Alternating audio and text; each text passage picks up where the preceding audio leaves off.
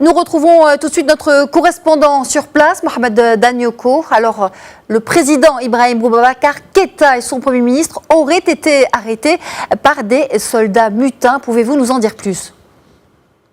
Oui, effectivement, à la fin de soirée, le président de la République, Ibrahim Boubacar Keïta, et son Premier ministre Boubou Cissé ont été arrêtés au domicile du président à Séréninkoro par des mutins et amenés dans la ville garnison de Kati, située à 15 km de la capitale. On se souvient d'ailleurs que c'est à partir de Kati qu'en 2012, des mutins sont partis à l'assaut du palais présidentiel pour perpétrer un coup d'État contre l'ancien président de la République, Amadou Toumani Touré. Donc c'est le même scénario qui se répète, mais à l'heure actuelle, on peut parler de coup d'État puisque aucun communiqué n'a été encore lu.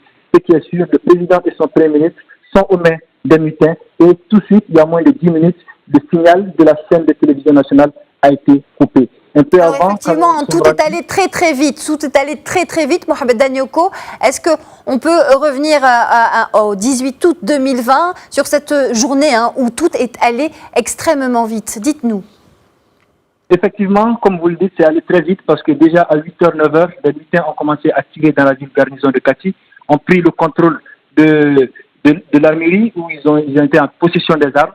Il s'en est suivi des arrestations de hauts gradés et de personnalités dont l'actuel ministre de l'économie, Abdoulaye Daffé, et le président de l'Assemblée nationale, Moussa Temine. Les noms sont cités. Et ensuite, il s'en est suivi des mouvements à Bamako, notamment au pied du monument de l'indépendance, où on a vu des jeunes du mouvement du 5 juin du Rassemblement des forces patriotiques manifester leur soutien à l'action des militaires. On se souvient que c'est ce mouvement-là qui est à l'origine de tout ce qui est en train d'arriver actuellement, parce que depuis le 5 juin, au lendemain des élections législatives, ils se sont mis ensemble, religieux, politiques et société civile, pour contester ces résultats, et cela a débouché sur une crise socio-politique. Donc ce sont les sympathisants et les partisans de ce mouvement-là qui vraiment ont manifesté à Bamako aussi, et on a vu que des bâtiments appartenant à un ministre, notamment l'actuel ministre de la Justice, a été incendié par des manifestants.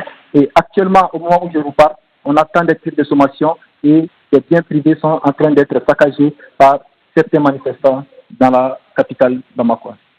Voilà, une situation extrêmement fébrile donc qui règne à Bamako, et puis cette information principale, donc l'arrestation annoncée du président malien Ibrahim Boubacar Keïta ainsi que de son Premier ministre Boubou Cissé qui serait en route, donc d'après une source militaire, donc vers le camp de Kati. Merci beaucoup Mohamed Danyoko pour toutes ces précisions. Nous revenons évidemment vers vous pour en savoir plus sur le développement des événements sur place.